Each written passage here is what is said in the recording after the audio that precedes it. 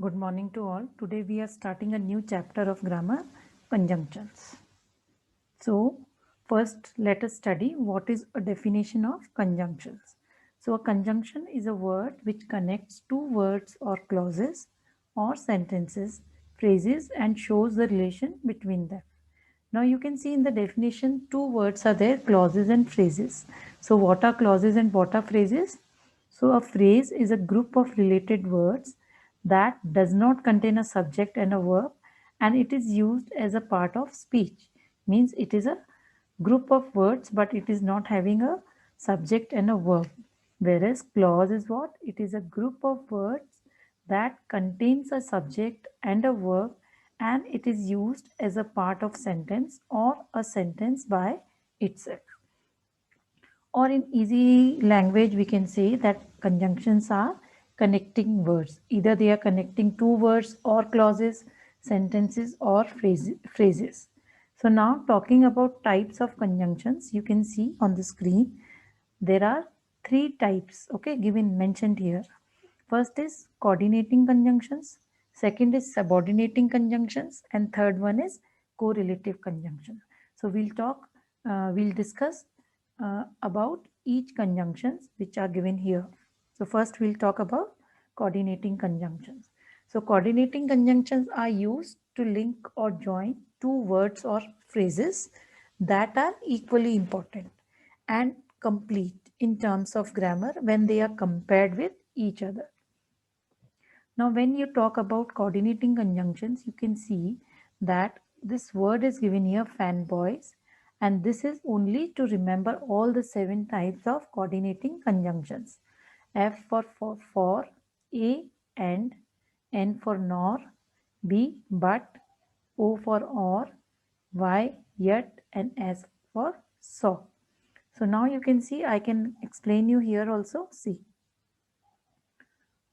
This is again the same definition, and it is saying that that they are coordinating conjunctions are used to link or join two words or phrases that are equally important and complete in terms of grammar when they are compared with each other.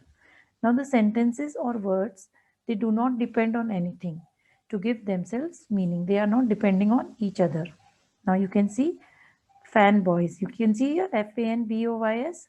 So again, for is because, and in addition, nor and not, but, however, or either, yet, but, so, therefore. Now these conjunctions are always placed between the two clauses or words that they are joining. Okay, like I told her to leave, I was very tired. So this is one clause and this is second clause, and this is these two are connected with this conjunction for. Same, I like football and I like hockey, and so on. You can read other sentences also. Now again we'll move to the second type, that is subordinating conjunctions. Subordinating conjunctions are used to join an independent and complete clause with a dependent clause which that relies on the main clause for meaning and relevance. Okay, now re- relies means it is depending, and relevance means it is closely connected. So the first sentence is completely dependent. uh,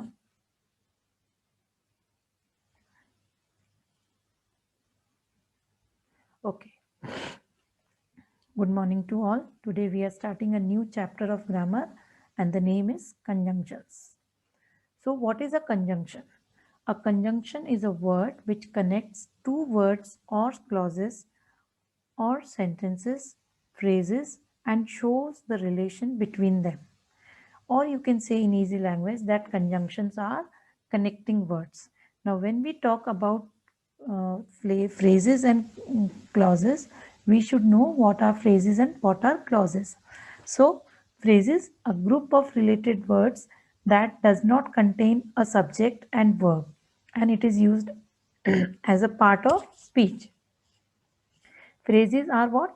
It is a set of words, but it is not having a subject and a verb, but it is used as a part of speech.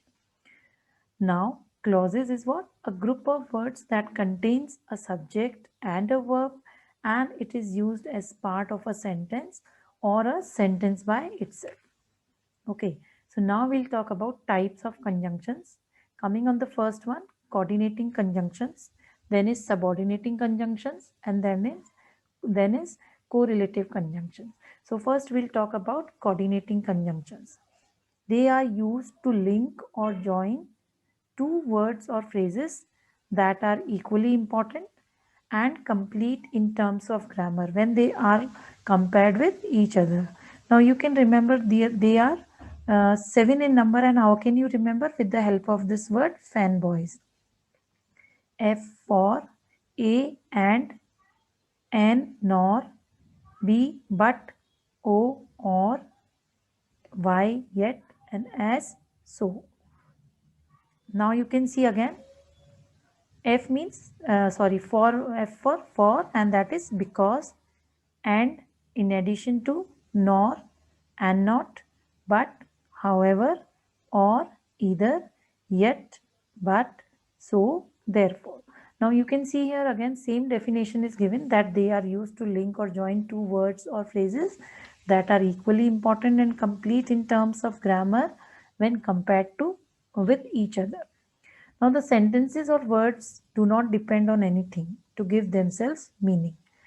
And now it means they are not depending on any one sentence, they are independent, both are independent. Now, these conjunctions are always placed between the two clauses or words that they are joining. Now, see, if I say I told her to leave, I was very tired. So these are two. There are two clauses in this sentence. You can see one set of words, and this is another set of words which is having a verb also and a subject also, and they both are connected to each other with the help of this coordinating conjunction, that is for. Now I like football and I like hockey. Same.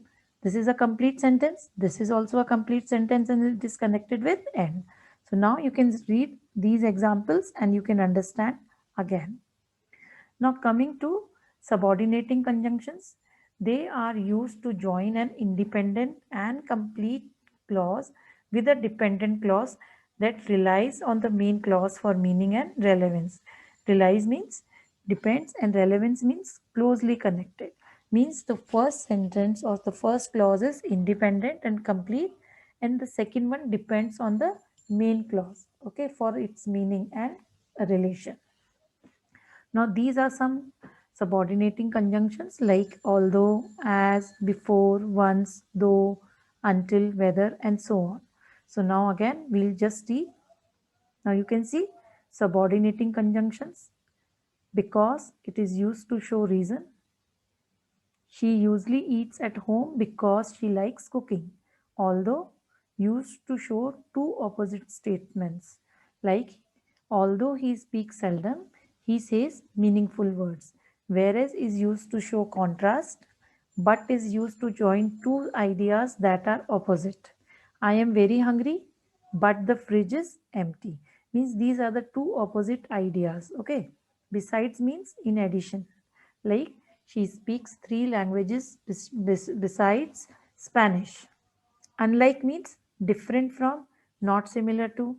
Therefore, it is used to show the result or effect of an action.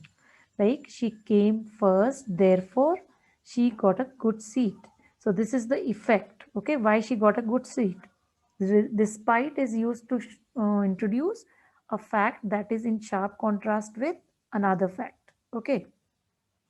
Provided means if or only if. Unless means except on the condition.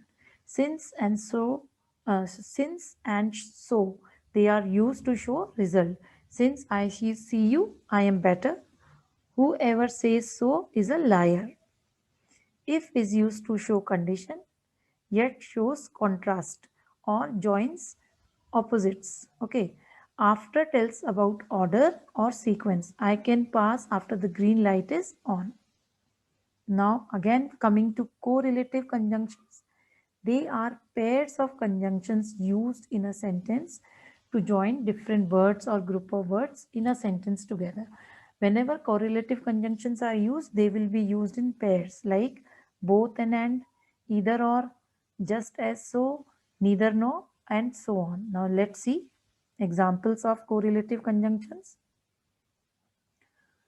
Okay, one more is left for before going on correlative. Again, we can see some uses of because, however, whereas, and although is given here.